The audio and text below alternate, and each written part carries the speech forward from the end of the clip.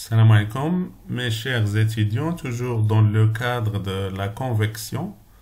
Donc, je rappelle que la fois passée, nous avons vu que le transfert par convection entre un fluide et la paroi d'un solide. Maintenant, on va vous donner les équations de transfert de chaleur entre deux phases qui sont en mouvement turbulent.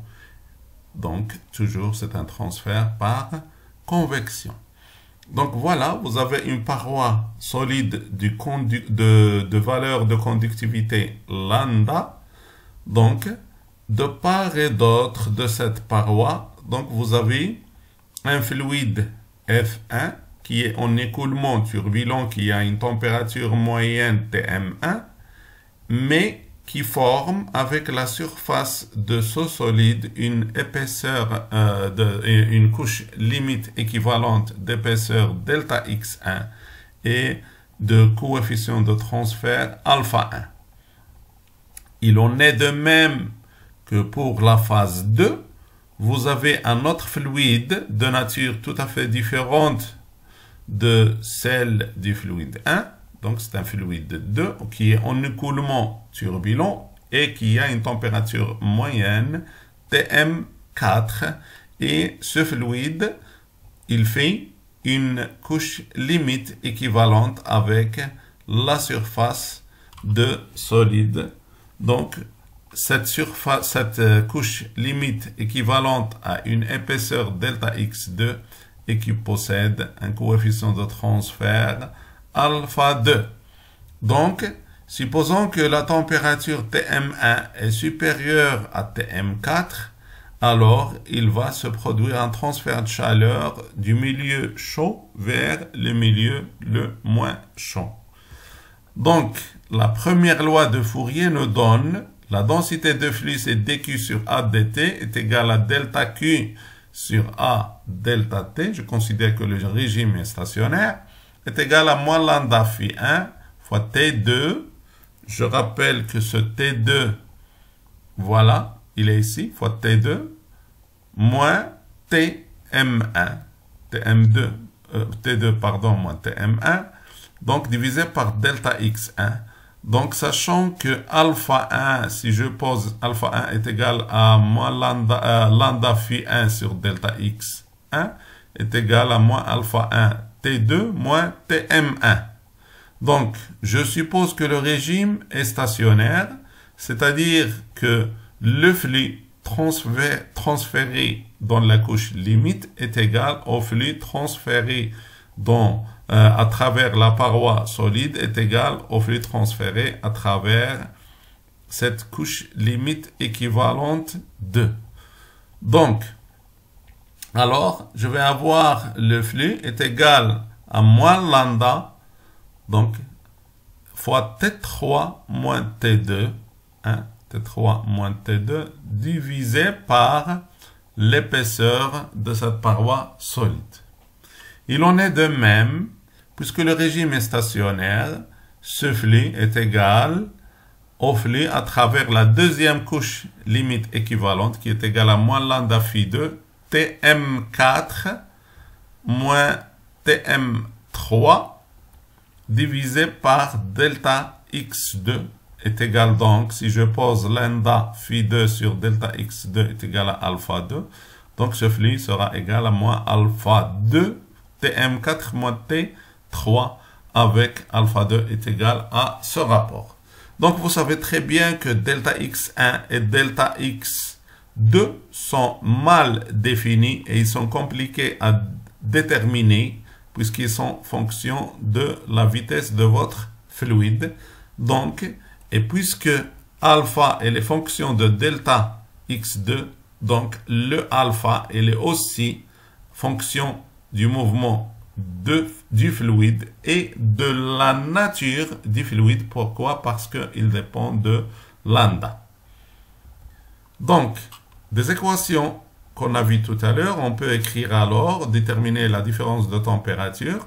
T2 moins Tm1 est égal, d'après cette équation 1, est égal à moins phi divisé par alpha 1. Et T3 moins T2 est égal à moins phi fois E divisé par lambda. OK? Et Tm4 moins T3, donc, il sera égal à moins ce flux phi divisé par alpha 2. Donc, si je fais la somme de trois équations, donc alors remarquez que vous allez avoir ici, vous avez Tm1, pardon, vous allez avoir T2 moins T2, T3 moins T3, qu'est-ce qu'il reste?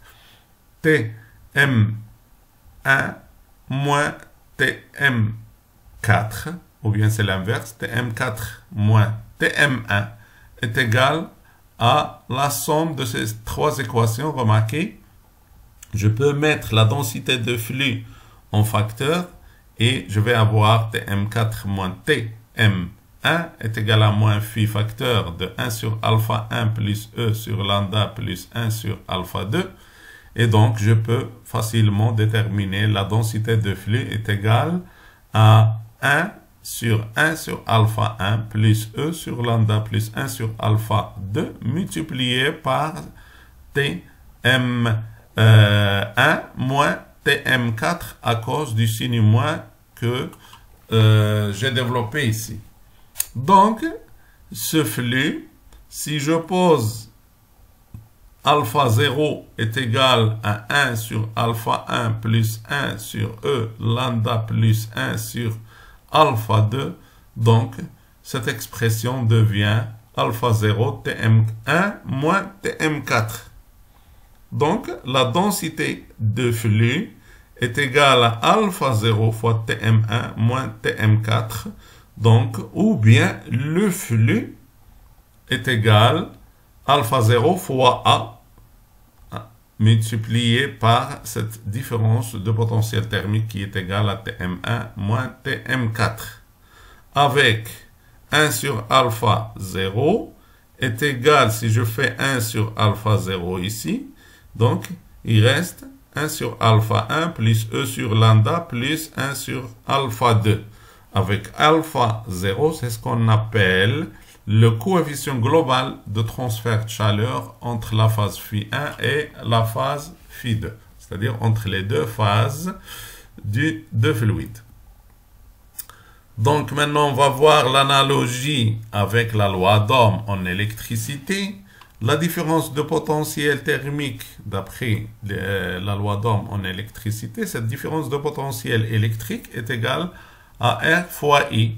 Et ici, nous avons cette différence de potentiel thermique est égale à 1 sur alpha 0 fois A fois dQ sur dt. Donc, je peux tirer facilement l'expression de la résistance thermique est égale à 1 sur alpha 0 fois A. Donc, avec alpha 0 est égal à 1 sur alpha 1 plus E sur lambda plus 1 sur alpha 2. Donc, et ça, c'est quoi? C'est la résistance superficielle au niveau de la phase phi1. Ça, c'est la résistance superficielle au niveau de la phase 2. Et ça, c'est la résistance de la couche de solide qui sépare les deux milieux fluides. Donc, remarquez très bien que plus ce alpha 0 est grand, plus le transfert est important, puisque vous avez le transfert est égal à alpha 0 fois A fois cette différence de potentiel thermique. Donc, pour une même conductibilité thermique, plus cette épaisseur de la couche limite du solide est grande, plus la résistance au transfert est importante. D'accord? Donc, maintenant, on peut écrire l'équation généralisée. Donc, dQ sur dt est égal à alpha 0 fois AT1 moins Tm4. Avec alpha 0, on a dit est égal à 1 sur alpha 1 plus E sur lambda plus 1 sur alpha 2. avec dQ sur dt est égal, c'est ce qu'on appelle l'allure de transfert. Et cette différence, c'est le facteur de potentionnalité. Dans le cas où la paroi maintenant n'existe pas, c'est-à-dire cette paroi-ci, donc n'existe pas, alors qu'est-ce que vous allez avoir? Vous allez avoir un fluide donc, et un autre fluide qui sont en contact. C'est le cas de deux fluides qui sont immiscibles. Donc, alors il y aura un transfert entre le fluide chaud et le fluide moins chaud.